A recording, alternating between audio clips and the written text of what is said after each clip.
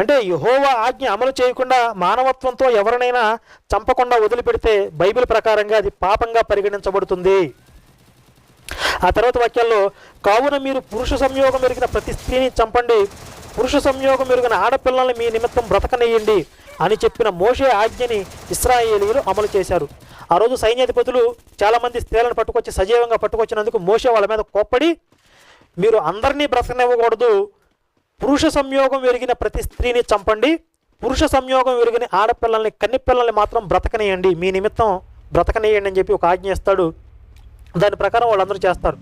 కాబట్టి బైబిల్ దేవుడు ఆజ్ఞ ఏదైతే ఉందో దాన్ని తూచా తప్పకుండా పాటించాలి తప్ప ఏదో మానవత్వంతో ఉదారవాదంతో క్షమించి వదిలిపెట్టడం, చూసి చూడనట్టుగా వదిలేయడం అనేది బైబిల్ ఘోరమైనటువంటి పాపకృత్యంగా పరిగణిస్తుంది, దైవద్రోహంగా పరిగణిస్తుంది బైబిల్.